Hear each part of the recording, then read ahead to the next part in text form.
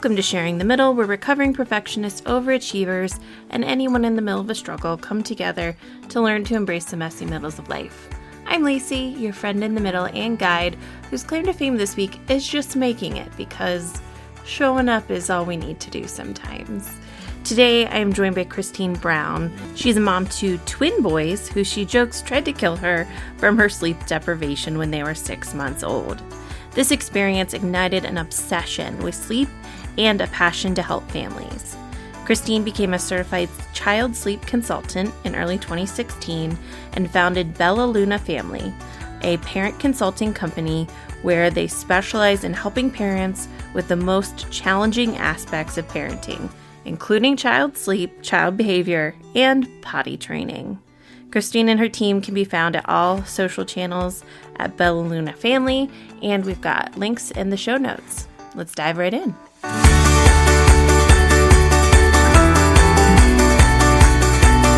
Christine Brown with me. Welcome, Christine. Thank you for having me. Yay! I'm a process person, so Christine and I had to reschedule a bunch of different times because our kids kept getting sick and that kind of stuff. So to be able to see you now and be here is awesome.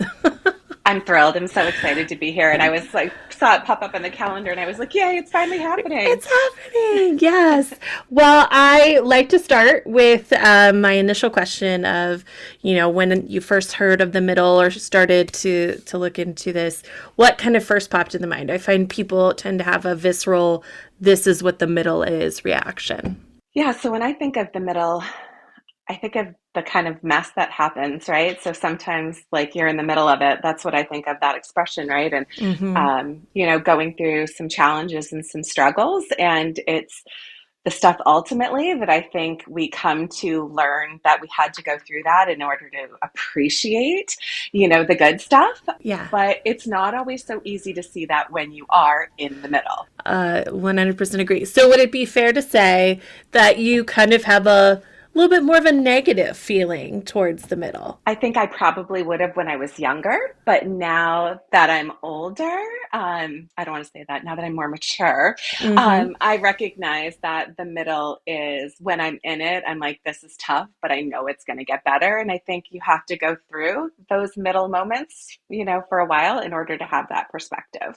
Was there any, and now I'm just being nosy, because this is all about figuring out ways to embrace the middle, because I suck at the middle. Like, I want to get to the end and that kind of stuff. So I'm just curious, was there anything that triggered that for you, or was it just a little over time realizing that? I think just on my personal development journey, just kind of reading, because I think when I was younger, I was like, I'm just supposed to be happy all of the time and life is just supposed to be easy. And I would be like, what's wrong with me that I'm not happy all the time, right? And when I look at that and, well, nobody's happy all the time. I think about that with my kids when they're having big emotions, right? Yes. They're having a really hard time right now, and it's okay for them to have that hard time, right? And so through personal development work, I came to see, oh, that middle is okay. It's hard while we're there, but it will get better. Yeah. Definitely personal development work. Absolutely. And I think motherhood also really has been helping me with that a lot too. So to hear you say, to see my kids go through it, absolutely, I agree. I usually like to ask people to share a middle moment for us to kind of talk through. And you mentioned you kind of have two. What were you thinking about here?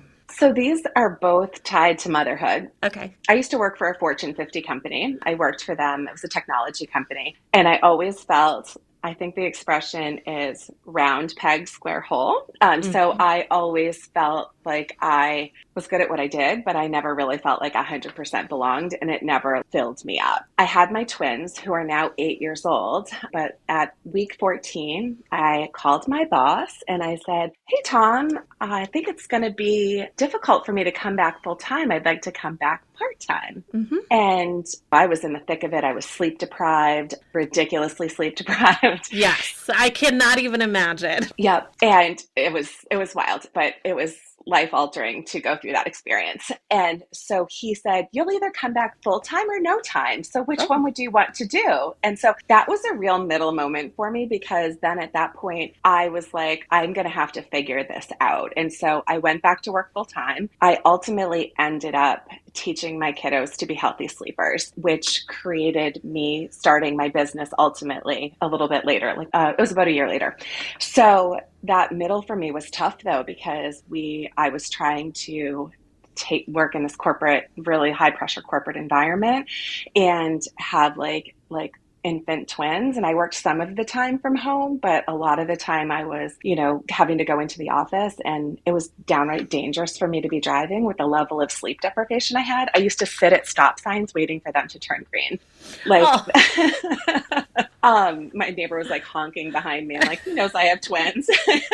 And so that middle part for me was really challenging. And I ended up teaching, like I mentioned, the babies to be healthy sleepers. And that ignited a passion, for helping families, and also an obsession with sleep. And ultimately that journey through the middle and going through all of that led me to start my certification to become a child sleep consultant, which ultimately was, changed my career trajectory. I knew when he told me I had to come back full time, I was like, I'm going to need to find another way to do this, because this is just not going to work for me. You know what I find the most interesting? Well, there's the build a million questions that I have now.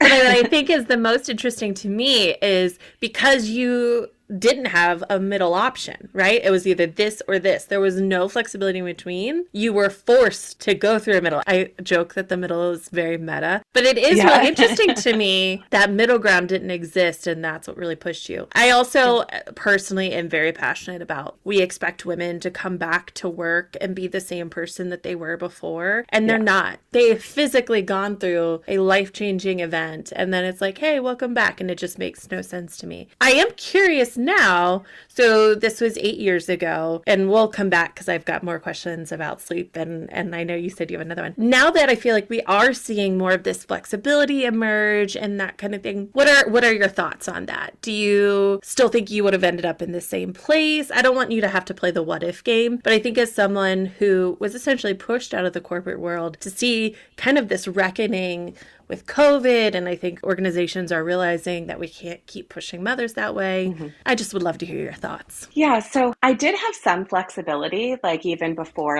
the pandemic stuff. So the company that I was working for was fairly progressive on their work from home policies. So I did have a little bit more flexibility than, probably other mothers had, especially that had to go back into the office, full time. But it was still really tough to navigate. And that middle part too, also, I decided to become a sleep consultant. And so then I had toddler twins. I was working full time in a high pressure job, and I was going to school at night. And so it was tough to navigate it all, but I knew that I was doing it for the long-term goal. I do still think I would have left corporate no matter what, because I like to call myself multi-passionate, but I had left that company before, and I actually went and worked in the beauty business. I sold cosmetics into the spa industry, which was a total pivot in itself, right? So I think I was always just looking for what was going to light me up and what was going to give me that fire. And I was helping people in a way that felt meaningful. Multi-passionate is a term that I just recently learned in the past few months, and it describes me to a T as well. And I've just now started to accept that, maybe I'm not meant to be in a corporate world. I do love all of these different things. I want to be able to do all these different things. So I relate so hard to that idea of I could be good at this, I could be good at this, and I want to do this. Today's episode of Sharing the Middle is brought to you by Next Door Goddess Handcrafted Jewelry. If you've been a listener of Sharing the Middle, you know that I love this vibrant jewelry that's inspired by the Mediterranean coast. It helps you embrace and celebrate your beauty.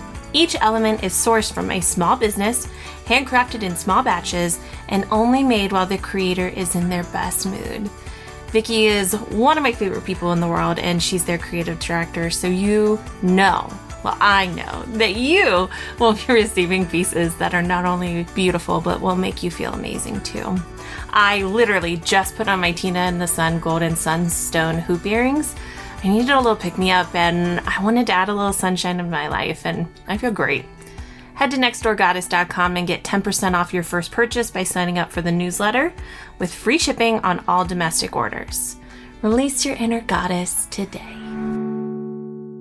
So let's go back to sleep because I have two trains of thought. So I'm going to say them both so I don't forget them both. One, what made you interested in sleep, kind of that area, but also how did you take a very difficult situation like not sleeping? Because I'll be honest, both of my kids were pretty good sleepers, but I'm a crazy, I will research the heck out of something and then we're going to have a plan and stick to it. So we were able, I feel like we did that. And people have some opinions about sleep, with sleep and children and whatnot. But how you took that tough time and said, I want to solve this problem for other people. Let's just start with why you were interested in sleep. I ended up having to sleep train my twins. And you're right, sleep and sleep training, it's like right up there with religion and politics, right? So it's definitely divisive. So I sleep trained my twins, and I think I'm like you in that I read the entire internet, right? And we actually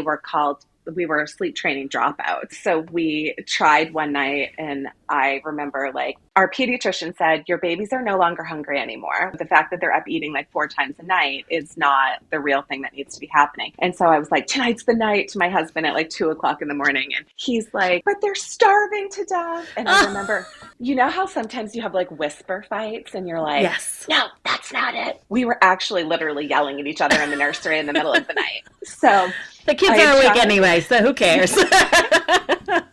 I had tried to get them to resettle without it. And he was just like, you can't do it. And so I remember sitting there, this is another kind of middle moment, sitting there going, I'm going to divorce this buffoon the minute I can do this by myself.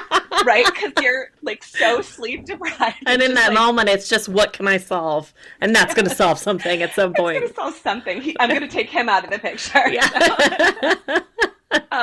So we ended up, I went back, read more, kind of formulated a plan. I sent my husband, who's 6'3" and filled with like wonderful rainbow colored marshmallows, to the basement to sleep with the earplugs in. And I ended up sleep training them. But it was hard and it was miserable, and I did it by myself. So I didn't have like support because my husband just couldn't. He's just a really I'm a sensitive soul too, but he is really especially with our babies, it's really, really hard to hear them be upset. It is so hard to hear them cry. Absolutely. Yeah, so hard. I still want to soothe other people's babies in the supermarket, right? So we ended up going through that. And then I had reached out to a friend that had twins, and I said, how did you teach your babies how to sleep? And he said, we hired a sleep consultant, and he sent me her information. I didn't even know sleep consultants were a thing.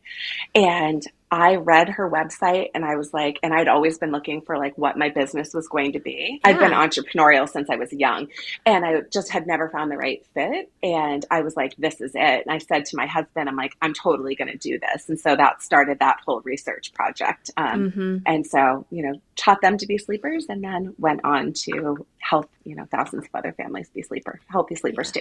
I'm going to share my own sleep story with my children. I did all this research, and my husband is a very scientific man, but every once in a while is that like softy, especially with our children. And so I explained to him, I'm like, okay, I've read about the Ferber method, and we're not going to do the full Ferber method because that scares me, but this is what we're going to do. And we're going to do this, and we're going to do this, we're going to do this. And he was like, all right. He just didn't believe me that it was going to be hard until it was.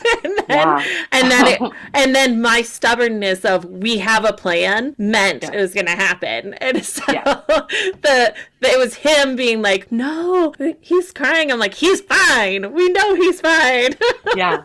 Well, and I mean, attachment is the things that you build by doing the things you do every day and meeting, being attuned to them, most of the time. But as parents, we're always going to miss cues sometimes. But the healthy attachment comes from all the things you do all the time. And after a missed cue, coming back and then loving again. And so, sleep training does not affect attachment. I know I might get a lot of flack from that, but it really does not affect attachment. I wouldn't do what I do if I thought that I was hurting children. Yeah. And I remember at the time I was seeing a therapist, and she was like, have you ever met someone who doesn't have the tools to soothe themselves? And I was like, yeah, I have. And she's like, you're giving him the tools to soothe himself now. And that was also a big aha moment of, oh, Okay, yeah, yeah. Because that's also been one of the hardest parts of parenting in general is not stepping in to fix a problem. And I feel like Yeah. sleep is one of those places where it feels in the beginning that that's one of those first steps. Yeah. Definitely,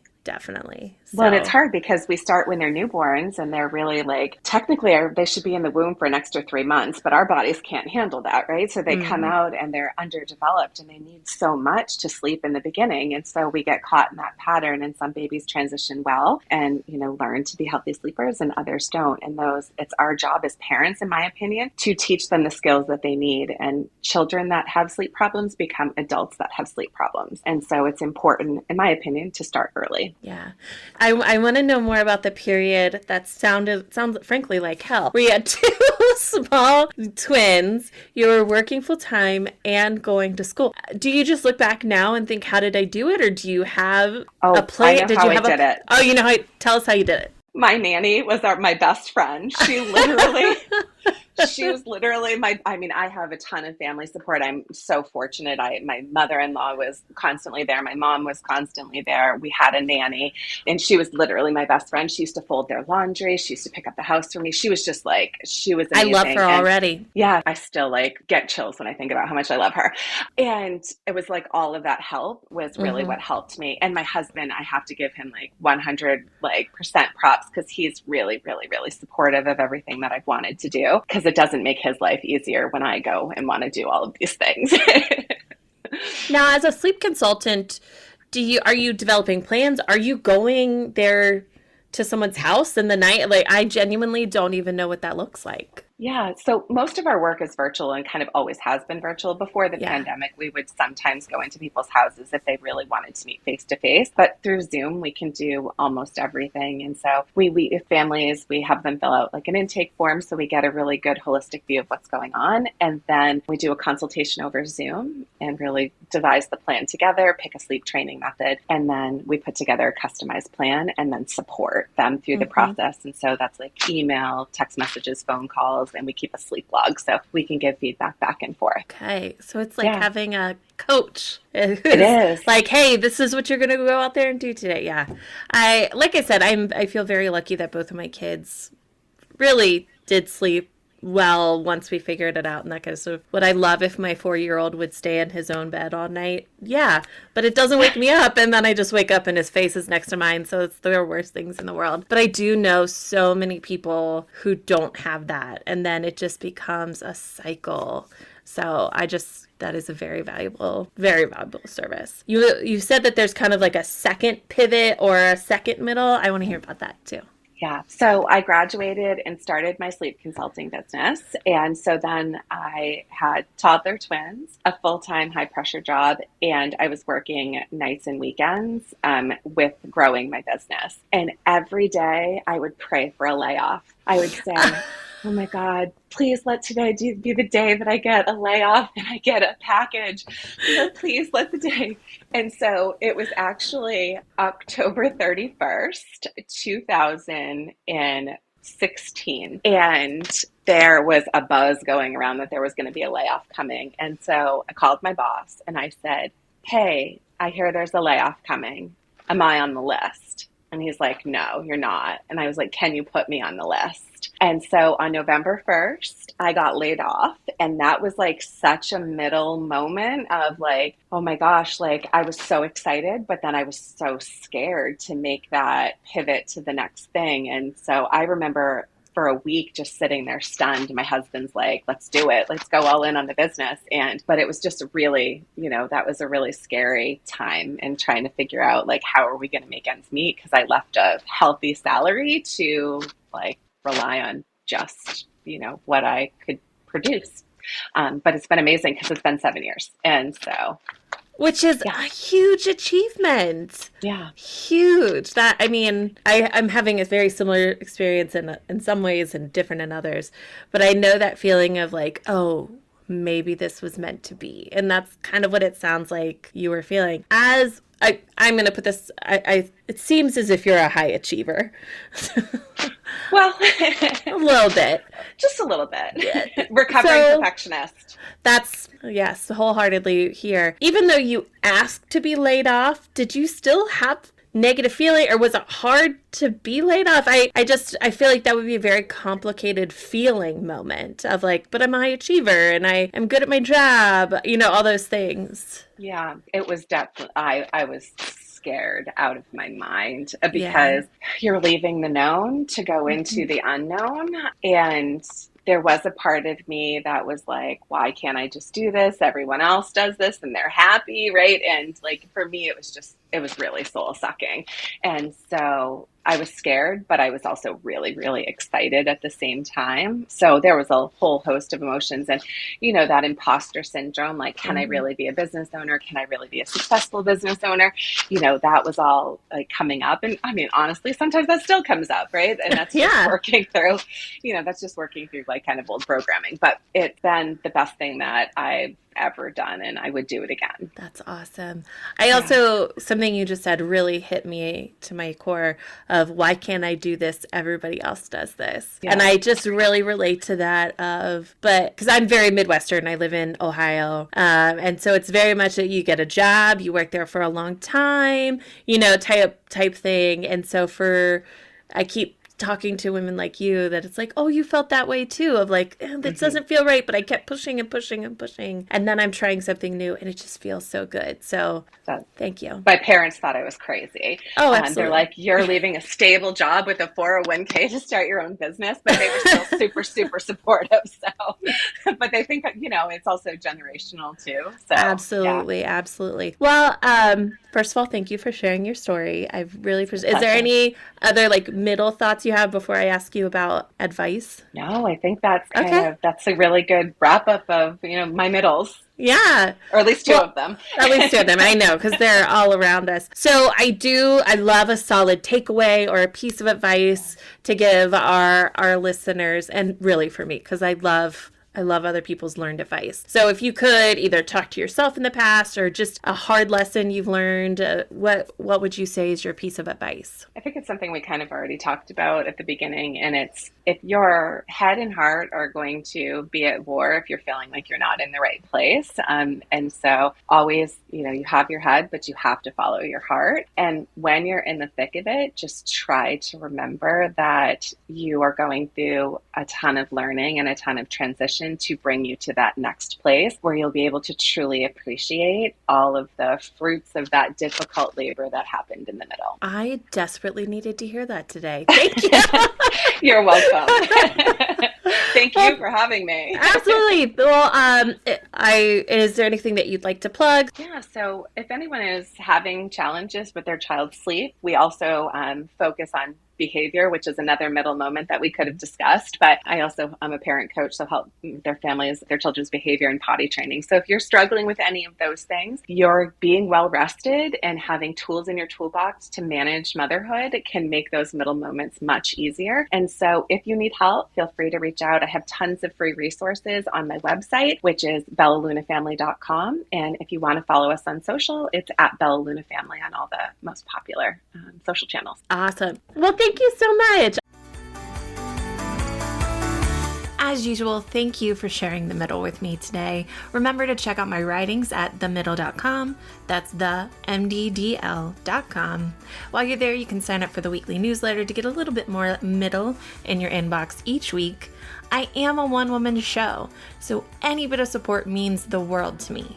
I want the middle to be as accessible as possible, so I have several ways for you to support. You can shop the middle with some merch or my books, the Lacey Loves affiliate links and recommended products, Patreon for additional community and content, and I also just have a tip jar if you'd like to leave a tip. If you like today's show, also make sure to subscribe at your favorite podcatcher, share with a friend, and maybe even leave a 5-star review. Thanks so much to Lemon Music Studio for our theme music. It is literally called Sunshine, and that is certainly how it feels to me. Can't wait to see you in the middle again.